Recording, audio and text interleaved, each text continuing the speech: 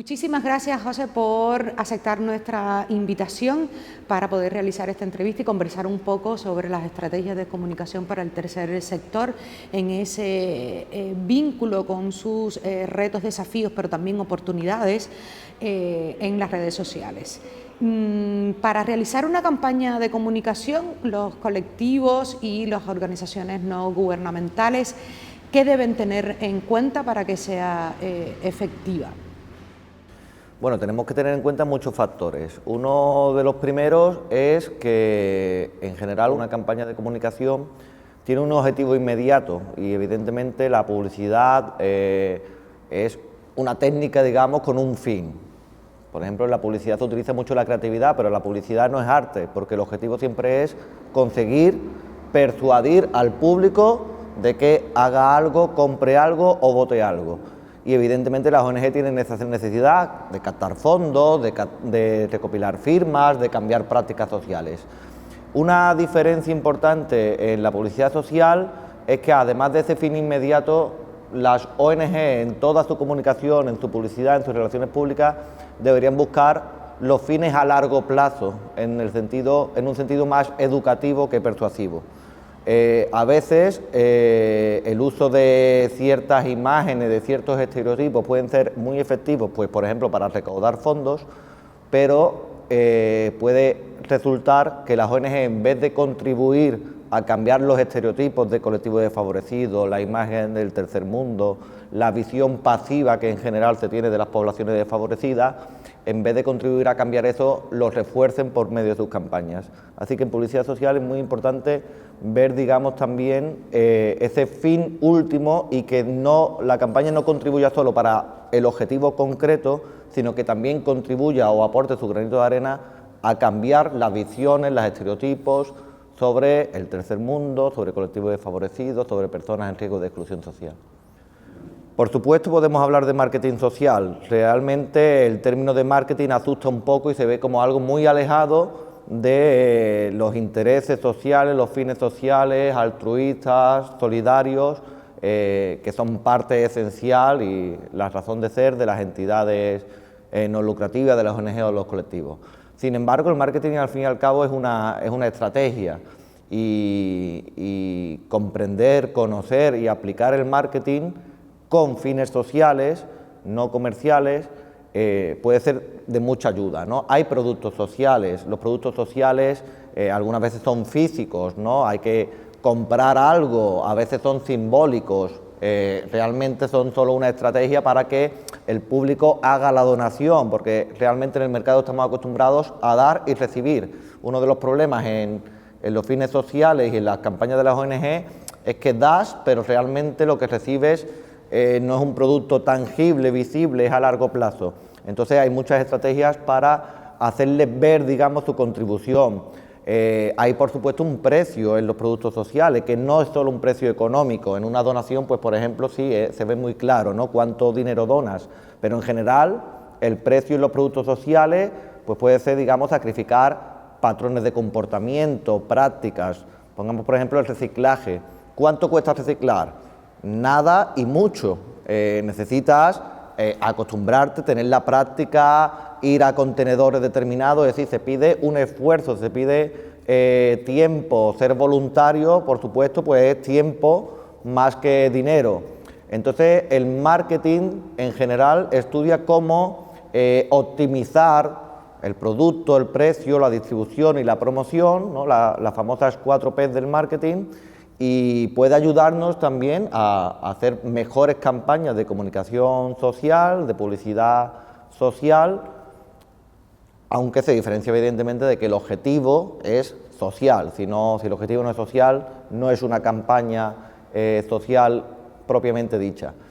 Es verdad que la cultura del marketing y la cultura de las ONG pues son culturas bastante distintas, pero si lo vemos simplemente como una técnica que podemos aplicar a otros fines y no a los que estamos acostumbrados, pues yo creo que puede ser muy útil y que es muy útil para las entidades. ¿Cuáles son las características específicas del marketing social a diferencia del marketing comercial?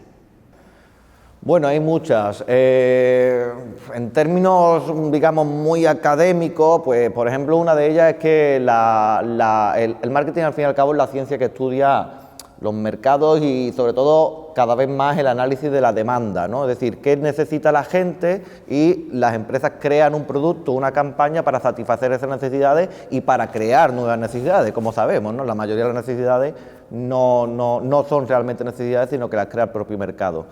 Una de las características es que el marketing social tiene lo que se llama una demanda negativa. ¿Qué quiere decir esto en términos coloquiales y que se pueda entender? Cuando tú vas a hacer la compra, vas a comprar cosas que necesitas, ¿no? En general, ¿no? Te hace falta pan, te hace falta leche, y llega un momento en el que lo ves claramente, no hay leche, vas a comprar leche. Es una demanda, digamos, activa, ¿no? O positiva. Pero realmente todos pensamos, casi toda la gente piensa alguna vez en colaborar con una ONG, en participar de forma voluntaria, pero no hay un momento, no hay algo en el que digas de repente, oh, necesito hacer una donación. Entonces, claro, el marketing social debe impulsar esa demanda, debe además hacer que esa idea solidaria que todos tenemos se concrete en un momento dado, porque si no se queda ahí, se queda como una intención y realmente pues no contribuye, ¿no? a financiar proyectos, a hacer trabajo colaborativo, voluntario, a apoyar una causa social, ¿no? Entonces esa es una de las características diferenciales, pero hay muchas más, ¿no? Pues por ejemplo podríamos hablar de la distribución. Un anuncio de Coca-Cola no tiene que terminar diciéndote dónde comprar Coca-Cola, todo el mundo sabe dónde está. Muchas veces las entidades sociales deben especificar dónde hacer la donación. Nosotros cuando salimos a la calle no nos encontramos sedes de ONG donde poder hacer una donación, nos encontramos bancos, nos encontramos concesionarios de coches, nos encontramos supermercados.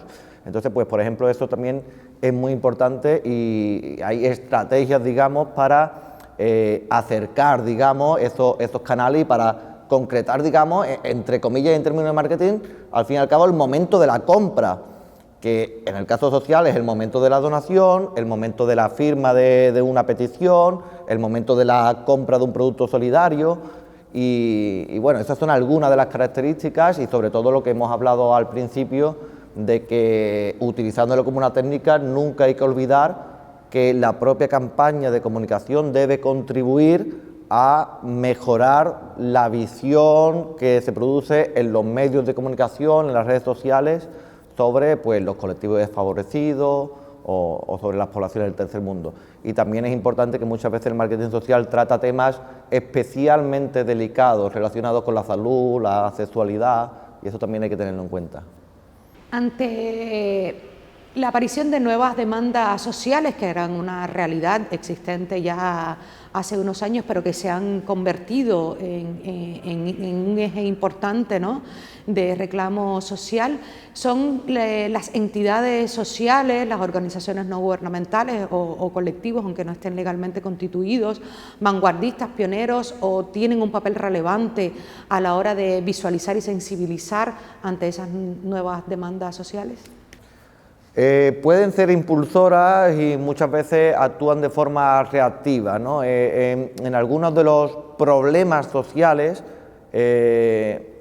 digamos, normalmente se produce algún acontecimiento que llega a la agenda mediática y que llama la atención.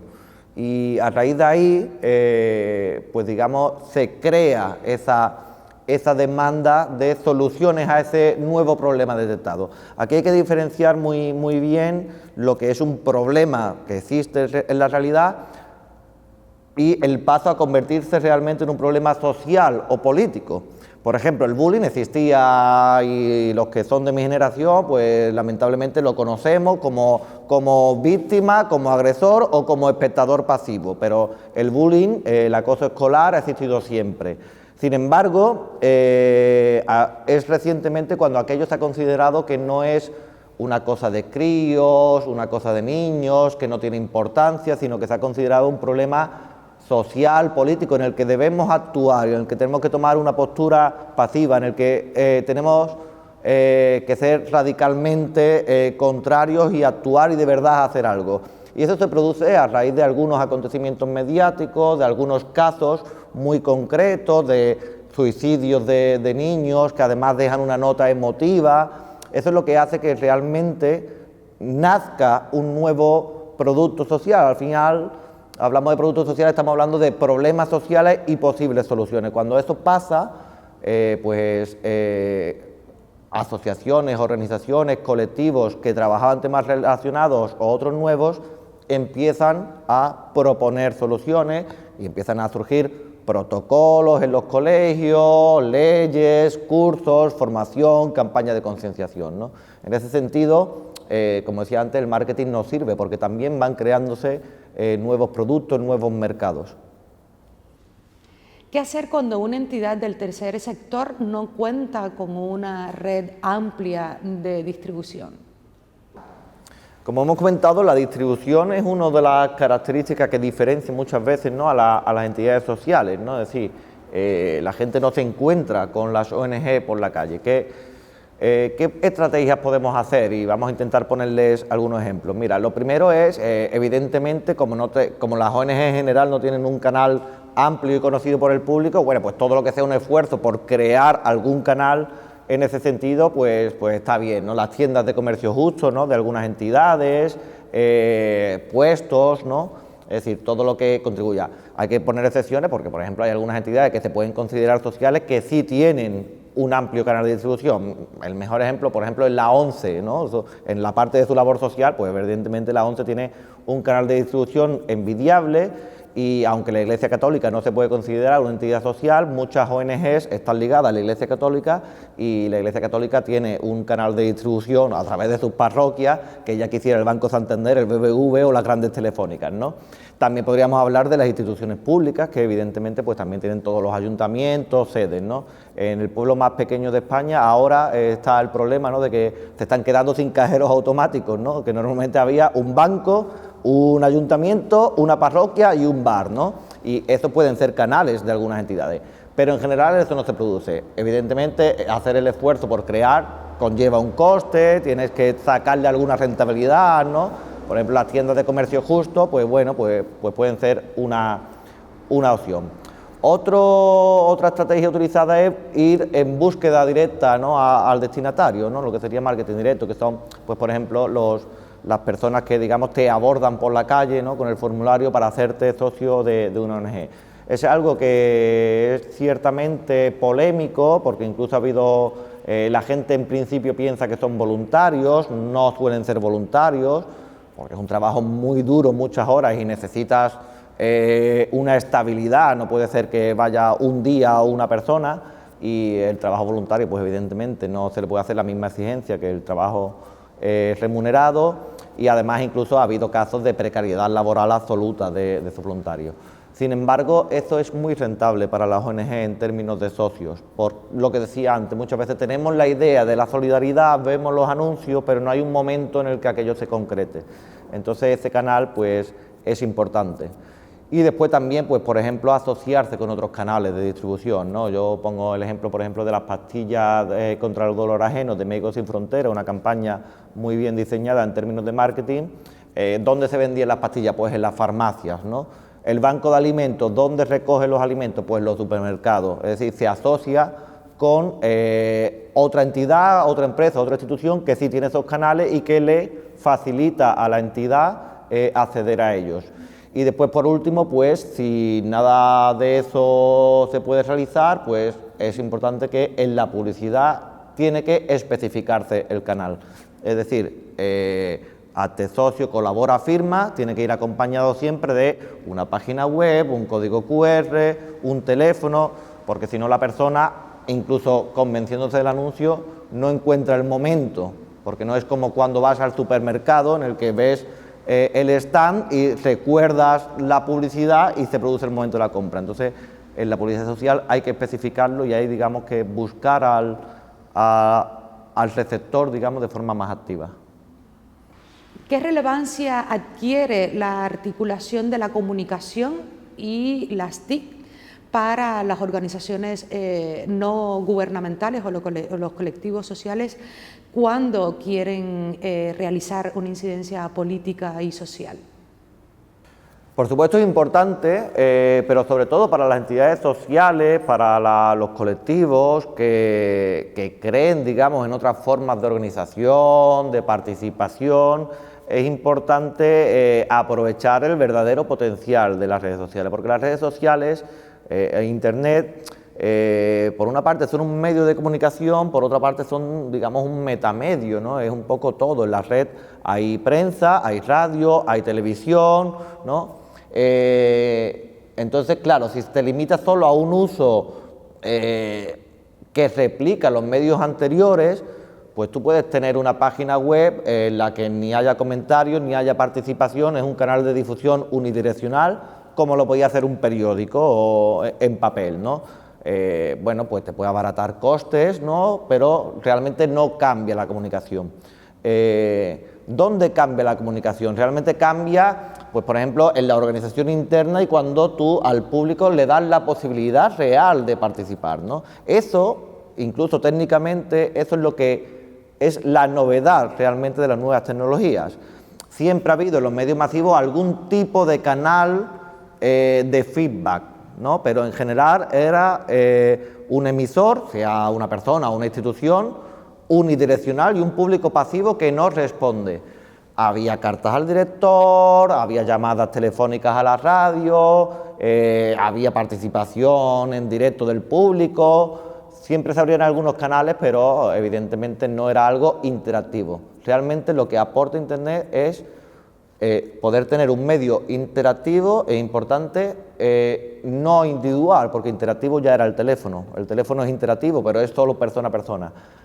Con Internet podemos interactuar realmente y participar de forma horizontal muchas personas. Esto tanto para la organización interna en los movimientos sociales ha sido muy importante, como para la comunicación externa.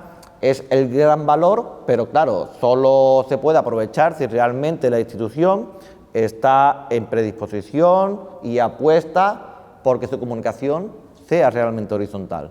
Si no estableces esos canales o no respondes, pues realmente no aprovechas este potencial de las nuevas tecnologías.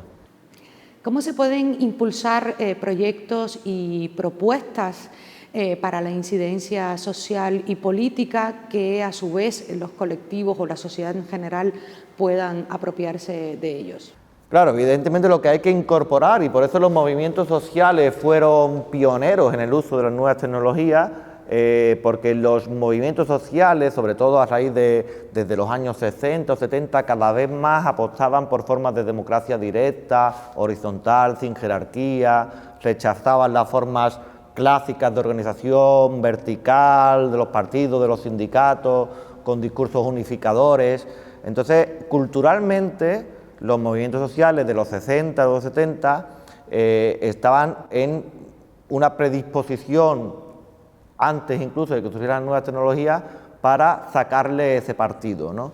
Realmente incluso las nuevas tecnologías, como se conocen hoy en día, surgen en un contexto particular muy influenciado por los movimientos sociales, ¿no? Podríamos hablar mucho sobre ello, ¿no? La bahía de San Francisco, donde los movimientos de los 60 y los 70 y muchos de los pioneros y de los que realmente le dieron forma a lo que hoy conocemos por Internet, que cada vez esa forma la han ido subvirtiendo más, pero del primer Internet, de la web 1.0 podríamos llamarle, pues era gente influida por esos valores, y por eso la red se hizo así, porque la tecnología no es algo que viene de fuera y afecta a la sociedad, la tecnología es creada por la sociedad. El potencial que pudieron sacar es porque realmente hay una frase que dice que las bayonetas sirven para todo menos para sentarse sobre ellas, ¿no? Creo que era de Napoleón, ¿no? O se atribuye. La tecnología solo te sirve si realmente estás dispuesto a sacar ese partido. Entonces, las entidades que realmente quieren que la gente participe de forma horizontal tienen en eso un gran medio. Las demás simplemente tienen otro canal más, ¿vale? Más posibilidades, sí, de difusión, pero realmente no pueden aprovechar ese potencial. Entonces, a las entidades sociales que quieren lanzar campañas y que apuestan por una participación real de sus miembros, de sus socios, de los beneficiarios, pues ahí sí deberían tener muy en cuenta las posibilidades que le ofrecen las redes sociales y saber aprovecharlas. ¿Y los retos? Hombre, los retos son muchos, ¿no? Realmente todo el mundo de las ONGs, de las entidades sociales y todo colectivo que quiera transformar, pues todos son retos, ¿no? Porque lo que tenemos ante nosotros es un mundo desbocado, ¿no? y con muchos problemas, ¿no? Pero en referente a las nuevas tecnologías hay algunos retos importantes. Mira, el primero es valorar y defender las nuevas tecnologías y sobre todo los principios que dieron origen a la red. Hemos pasado de una etapa de optimismo, incluso de tecnodeterminismo y tecnoutopismo, algunas visiones que consideraban que llegando las nuevas tecnologías por sí solas iban a transformar el mundo y hacer una sociedad democrática, plural, y incluso, ¿no?, cualquiera podría acceder al conocimiento, porque en la última aldea de África podían tener acceso en la web a toda la biblioteca del Congreso. Evidentemente eso no es así, era exagerado. Pero también estamos pasando por otra etapa en la que se le culpa a las redes sociales de todos los problemas, ¿no? Morozov hablaba del solucionismo de las TIC, hablando de esta primera etapa. Yo ahora hablo del culpabilismo de las TIC, ¿no? Es decir, el Brexit culpa a las redes sociales, la extrema derecha culpa a las redes sociales, Bolsonaro la culpa a las redes sociales, los discursos de odio la culpa a las redes sociales. Creo que perderíamos una gran oportunidad si caemos ahora en el otro extremo. Y creo además que los medios de comunicación masivos, que aunque siguen teniendo el dominio, han sido retados por nuevos discursos y por nuevos canales de comunicación, tienen mucho interés en que veamos todos estos problemas en las redes sociales. Yo le llamo un despotismo ilustrado 2.0. Creo que los grandes medios realmente el mensaje que nos quieren transmitir es: Internet y Twitter es donde está todo el odio, todos los problemas, y es culpa todo de las redes sociales, volved a creer en nosotros. Pero hay que recordar que por ejemplo, Trump le debe más a la Fox que a Twitter, que hay muchos problemas que son mucho más complejos, que la crisis económica de 2008 puede tener muchísima más culpa que las redes sociales en el auge del fascismo, igual que sería absurdo achacar a la radio el auge del nazismo y no la crisis del 29. Creo que todo es más complejo, pero que sin caer en el optimismo, siendo escépticos, creo que deberíamos valorar y además defender, porque muchos de los problemas de las redes sociales no estaban en el primer Internet. Es decir, no estaban en cómo se diseñó en los 60, en los 70 y se expandió en los 90 la web. Están en la comercialización, en la poca protección de la privacidad, en la búsqueda del lucro por encima de todo, incluso en la modificación de la infraestructura, ¿no? En no respetar la neutralidad de la red. Creo que perderíamos una batalla de antemano si no valoramos el potencial y los riesgos, por supuesto, y las limitaciones. No va a solucionarlo todo, pero el potencial que tenían estas tecnologías, y no solo las utilizamos para defender causas sociales, sino también nos involucramos en la defensa de Internet como un bien público, como un derecho fundamental a la neutralidad en la red, al verdadero acceso y apropiación de las tecnologías, y a que todo el mundo pueda aprovechar, digamos, estas potencialidades. Las redes sociales, inicialmente, como tú mismo has mencionado, digamos, adquirió un papel relevante todo lo que venía desde los propios movimientos sociales para, digamos, expandir, ¿no? No solamente sus mensajes, sino también un poco incidir a nivel político y a nivel social. Actualmente vemos que tanto los partidos políticos como las transnacionales, como los medios de comunicación masivos más tradicionales, también se han apropiado de las redes sociales, y hay como una especie de nuevo, ¿no?, de desbalance, de desequilibrio. ¿Cómo podernos volver a posicionar en las redes sociales? ¿Es eso posible? principio Internet fue un medio de comunicación que aportaba horizontalidad, interactividad y fue muy aprovechado por los movimientos sociales que ya internamente y desde antes de Internet pues apostaban por esas formas de organización, de participación y de comunicación. Evidentemente, las instancias de poder, partidos políticos, grandes empresas, gobiernos, instituciones, medios de comunicación, pues rápidamente reaccionaron, ¿no? Y ahora, pues evidentemente, por eso, como hablamos, hemos pasado del ciberactivismo de los movimientos sociales a la tecnopolítica, ¿no? Es decir, la tecnología utilizada por todas las instancias y todos los actores políticos. Para hacer eso realmente tuvieron que subvertir en buena medida los principios de la red, ¿no? A través de cuestionar la neutralidad de la red, de los algoritmos, incluso de los bots y las campañas pagadas en las que se manipula la opinión pública porque realmente piensas que estás hablando con otras personas y ni siquiera son personas reales, ¿no? Sino que son cuentas creadas y pagadas, y esto lo han permitido las grandes empresas tecnológicas, lo han permitido los gobiernos y lo han permitido, digamos, todas las instancias que podían haber puesto coto y haber defendido la red originaria, los principios de la red originaria.